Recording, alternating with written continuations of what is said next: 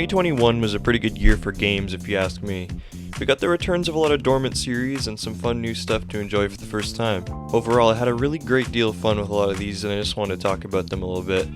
I played a lot more new releases this year than I think I ever did in any other year, so I just wanted to highlight the best of them. Super Mario 3D World! Meow. This is the only remake or enhanced port that I played this year, and I think as far as they go, this is pretty much the golden standard. I already liked 3D World, so getting on board with this wasn't very hard. I can say without relief that there's no reason for me to touch the Wii U one ever again.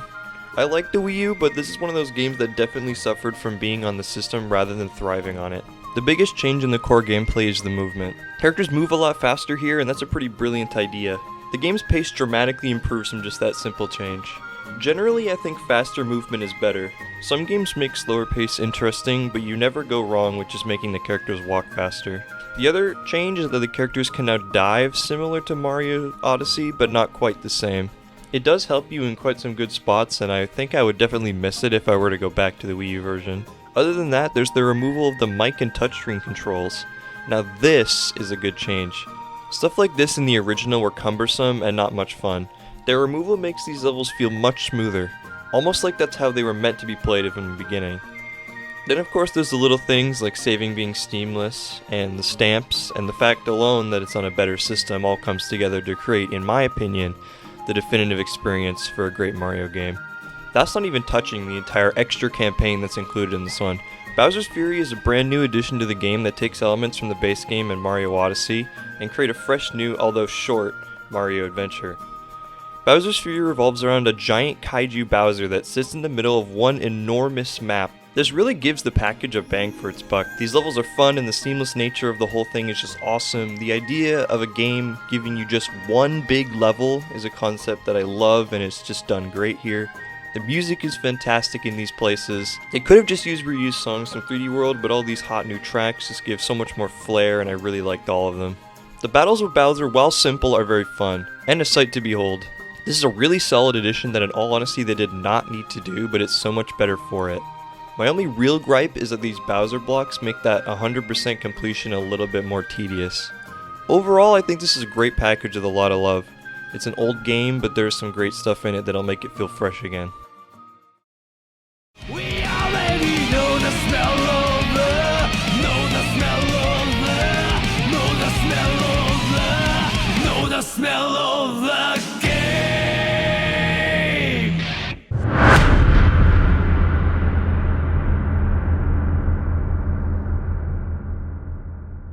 This was probably my most anticipated title all year. I'm a very big Guilty Gear fan, and a shiny new entry that's not just an updated version was exciting. Once the game finally dropped after like 3 delays, I thought it was well worth the wait and lived up to my admittedly pretty high expectation of it. The visuals in this game are immaculate. Some of the best I've ever seen in a 3D game. That much is clear just by looking at it. These game animations look like they could be from a feature film, it's crazy. And the new updated character designs only accentuate the overall vibe. The gameplay itself is super solid. It's fun and easy to drop into a game and play.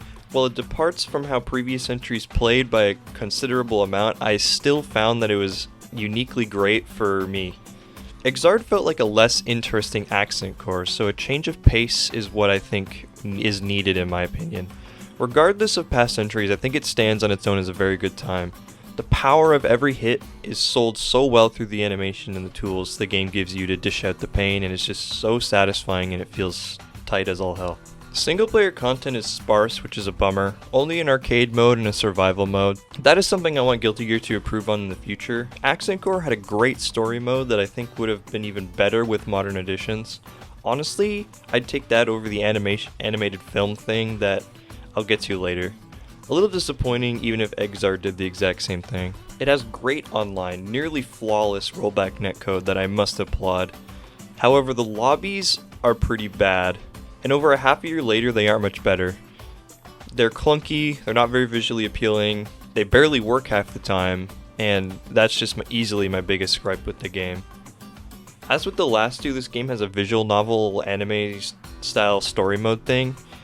Out of the 3 we have now, I will admit that this is probably my least favorite. It's a little slow for its length, and there aren't many of the characters you'd expect to see. Some of the new faces like Gold Lewis, Giovanna, and Chaos get to shine a lot, but fan favorites like Faust, May, and Sin are nowhere to be seen, leaving it feel a little bit hollow. The action is pretty good too, even if most of the fights don't last very long. The score is great as well, but definitely not enjoyable as the previous stories in my opinion. But my favorite thing in Guilty Gear is the characters and those characters' theme songs. The soundtrack of the game is on another level. It's so good. The opening smell of the game sets the stage so perfectly that it just needs to be heard. The rest of the game's elements satisfied me but didn't exceed my expectations much. These songs did. They're really good. All 18 character themes that we currently have, plus the opening and the boss theme, are all incredibly solid. The Guilty Gear songs have always done a really good job of telling you so much about the characters just from how it sounded. This time, every one of them has lyrics just to push it even further. There's a charm of being able to tell a lot without words, but I really did like this fresh approach. I'm probably going to make a whole video on these at some point, so I'll shut up and put some of my favorites up real quick. I'm a fool, I know nothing. I take the role of a silly clown, but I won't turn my back on life. One day I'll be right forward. All I do is embrace the world that's wrong.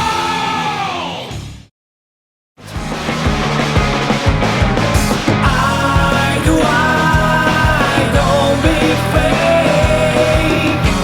Keep it real. Keep it real. I get a good vibe. Keep it real. Keep it real. Work and work is a vacant dirt. You don't regret that no one knows. Work and work, keep going, that's the lesson you ever hear. The kiss of death.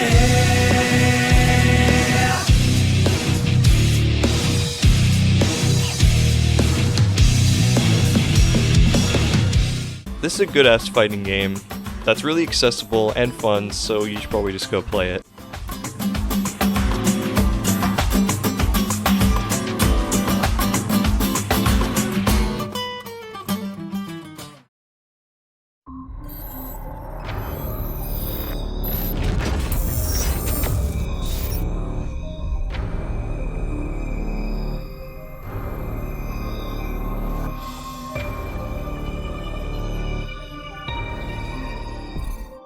Metroids return to form after almost 20 years, the first of many glorious returns this year.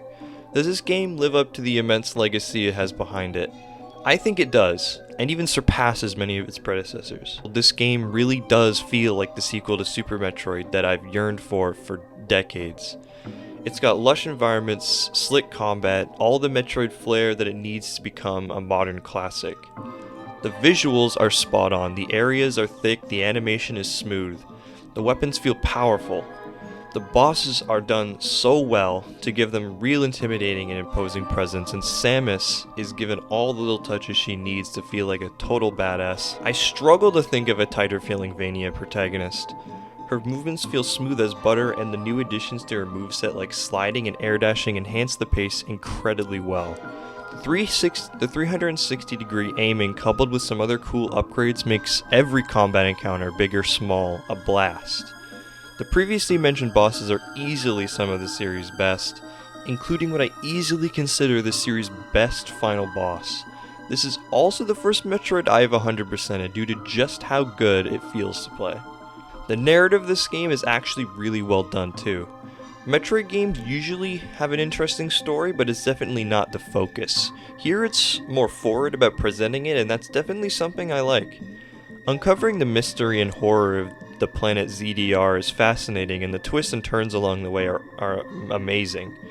I won't spoil anything, but this is a very personal story for Samus, and her final stand against the villain is one of the best finales I've ever seen in a game, period. People seem mixed on the music on this one, and I'm on the side that likes it, but will admit that it's definitely not the series' best. There are some really great tracks in here, but I think the majority of them are just pretty okay, which is not bad. I definitely consider it a good soundtrack, but when compared to some of the older titles, it can feel a little bit lacking. I think, if anything, this all proves that Metroid really is back, and it's back to show us why everyone liked it.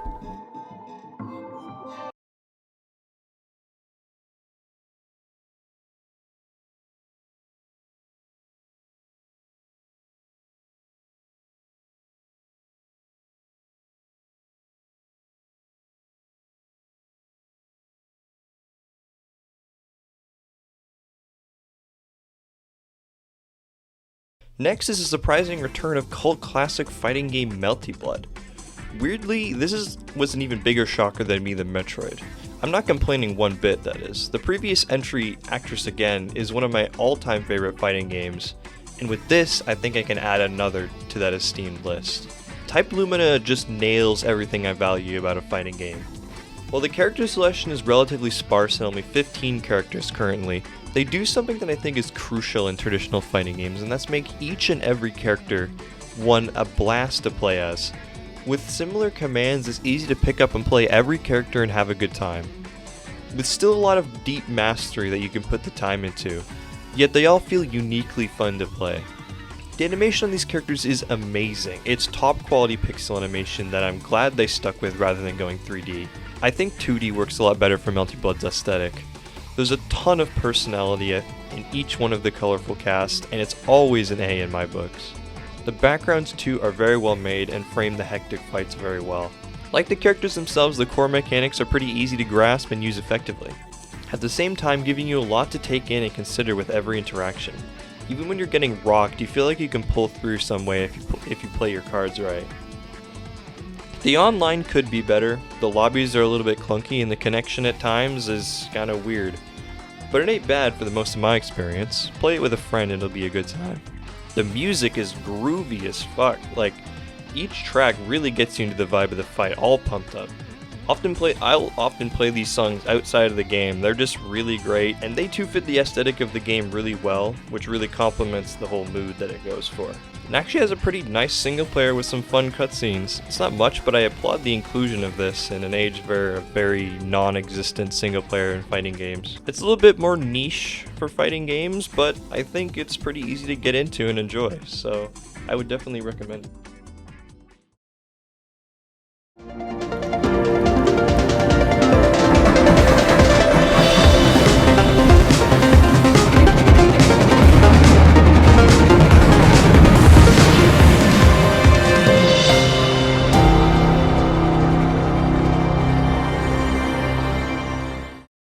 This is the only major indie release I played this year. I've been hooked on Eastward ever since the first trailer back in 2019.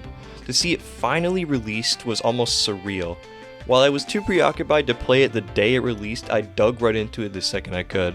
This game seems simple at first, but over its run, it spirals into a truly touching adventure that I left feeling mesmerized. Eastward's most downplayed aspect is actually the gameplay, which says a lot considering that the gameplay is really solid. Its heavily Zelda-inspired combat and dungeons scratch that classic adventure game itch that I've had since completing Link's Awakening remake in 2019, funnily enough. It's absolutely brutal and horrifying boss fights, capstoning that retro feel. Its asymmetric character puzzles were at times mind-bending and very satisfying to solve, and each of the weapons felt deadly and hard-hitting to a T. But the real meat of Eastward is just about everything else about it. Its world, its characters, music, animation is all fantastic. The settings and characters of Eastward are portrayed gorgeously by this absolutely immaculate pixel art and animation. I cannot even describe to you how endearing and cozy some of these places in the game feel, how creepy and foreboding others are. The atmosphere is so thick and you feel it. Every little weird NPC or creepy background detail gives you just a little extra drop in the bucket of this game's world. The breathtaking musical score by Joel Korolitz, hope I'm pronouncing that right, paints each scene and set perfectly.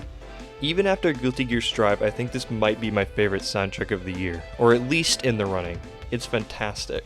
It's a simple story with relatively simple characters, but it definitely gripped me. This, I think, is the only game this year that made me cry, almost. And not just once. This game has one of my favorite endings I've ever seen in a game.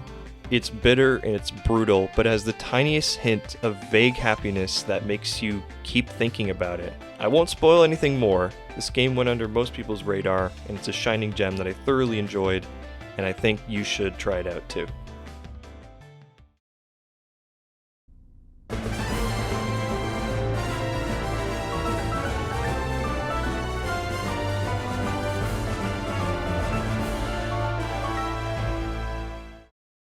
I don't have a ton to say about this one simply because it's just kind of good and doesn't need much introduction. If you like Pokemon, you'll probably enjoy this one, and if you don't, it doesn't have much that's really going to hook you in.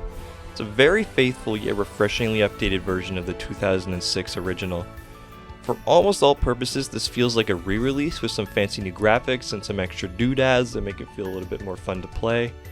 The new graphics are very nice, and the areas look very pretty. A lot of the new attack and spell animations look great. I didn't think the originals would benefit much from a 3D overhaul, but color me impressed, to be honest, because I like it a lot. More than the original pixel art, in some places, yeah, certainly the attack effects look better, but that's not really fair. I'll always have a soft spot for pixels, even if 3D can work so well these days. While the rough tools of the original are still great, these orchestral reimaginings of the classic tracks are a treat to the ears. In most cases, I did prefer the new songs, which is hard to do for having listened to these old ones for nearly 15 years. The quality of life adjustments were also great. If there's anything the original is known for, it's being incredibly cumbersome and comically inconvenient to the player. All of that is done away here, and that's great. Out of the games, I think that Pearl and Platinum aged the worst, so it's nice to see this update. All of that said, I'm not sure if I can say that it's a straight improvement over the original. They both have their qualities and their drawbacks, and their unique charms. I would give this version extra perks for the removal of the hidden machines, but you can already do that with cheat codes in the original. As it stands, is a good way to play one of the more niche Pokemon titles. I think this is the first genuinely great Mario Party in over a decade. Can you believe that? Time really flies. This is another one that I don't have a ton of thoughts on, but delivers as the return of a classic multiplayer series. It has a ton of great quality of life updates over every game in the series prior, which makes it come really close to the best in my opinion. While just using old stuff, it absolutely nails every aspect to make itself the definitive experience of Mario Party. It has good online, which is a first for an official title, which is great to see, although I think playing on the couch will always be best in my opinion. If you like fun party games, then you really can't go wrong with picking this one up. It gives you anything you'd really want.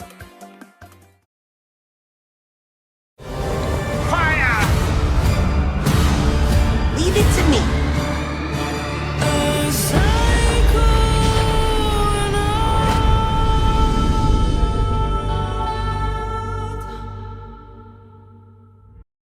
Before this point, I've tried to cover games in the order that they released, or as I played them, but these last two will be different because these are my two favorites for different reasons. Psychonauts 2 is the long awaited return of Tim Schafer's psychedelic adventure on the original Xbox.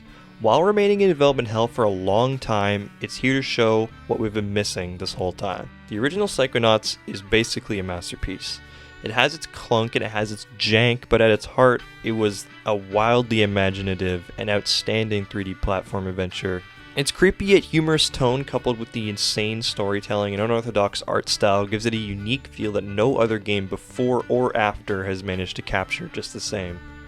But now, Psychonauts 2 has taken that and just pushed it into the modern day with tremendous success.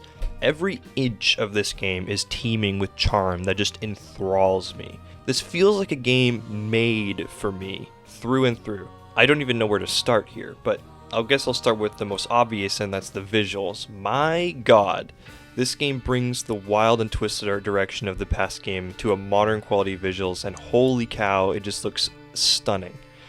There were times I just stood around and looked at these levels, like just took them all in, and that's something that's not easy to do. The ideas in some of these are just out of this world, literally and in the sense of sheer creativity.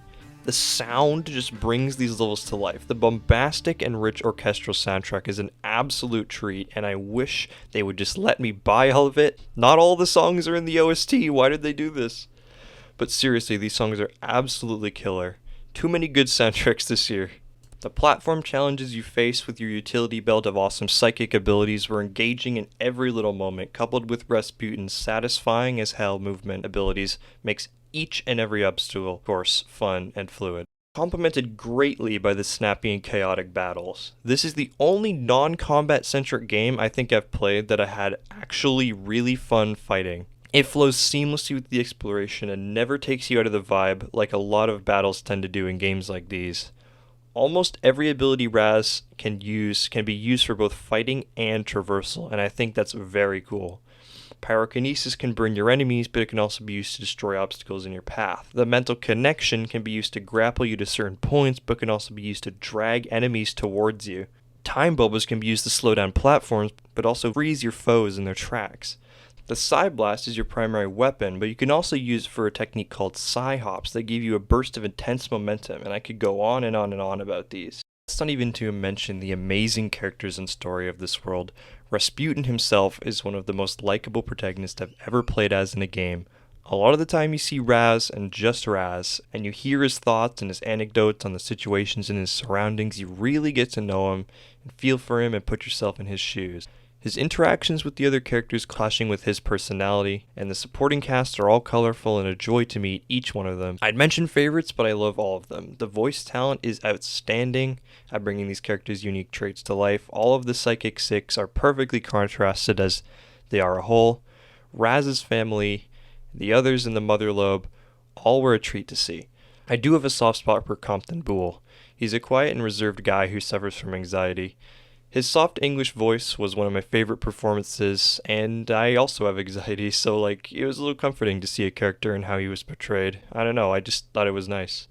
The story's twists and turns, along with the fantastic character work, makes for an engaging narrative that all the way through. Going to some dark places, but with enough of that Psychonauts weirdness that keep it from getting too bleak. If there are any game in this video that you should play, make it this one. It's a game I really feel suits my taste so well, and the quality is just something that anyone can jive with. It's on every platform, and you should just buy it.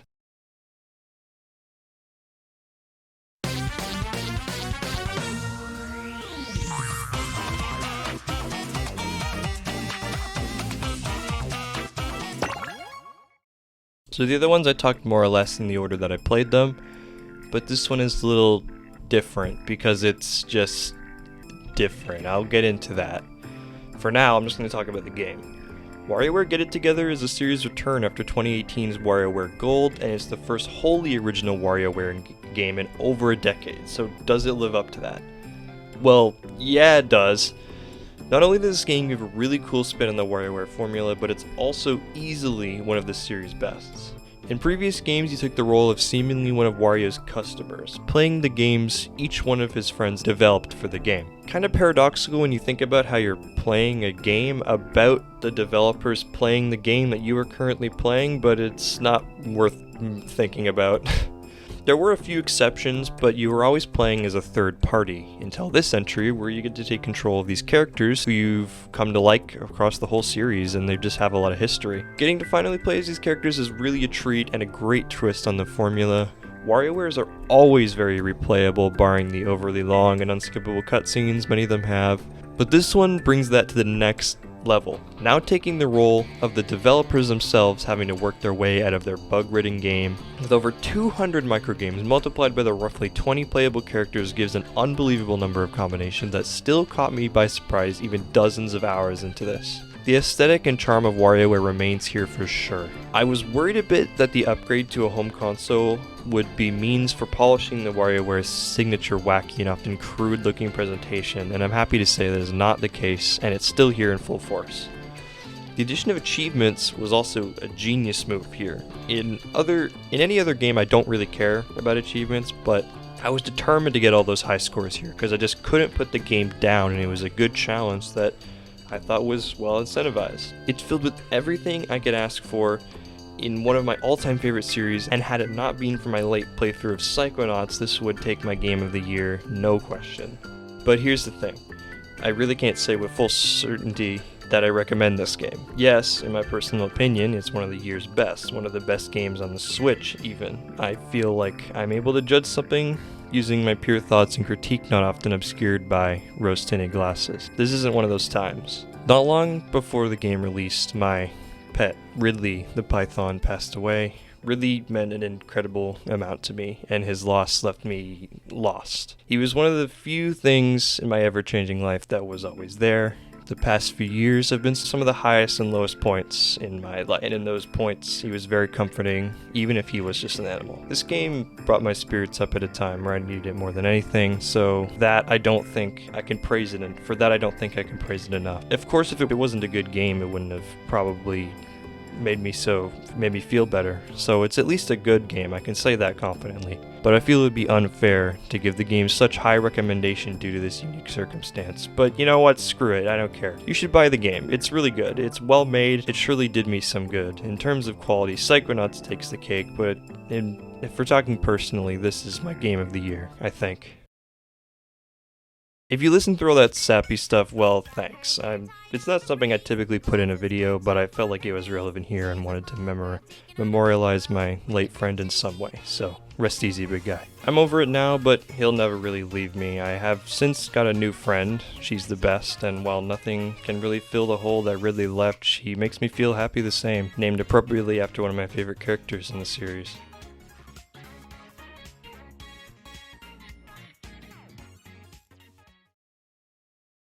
Thanks for watching, it really means the world to me. If you liked the video, then maybe stick around. I want to do more with this channel in the near future, do more fun stuff I've thought of, and it was kind of just something to get me up my lazy butt making this video, so I can just start something up, do something, but regardless, I hope you enjoyed it, and maybe look forward to what's to come, and then I'll see ya. Cheers.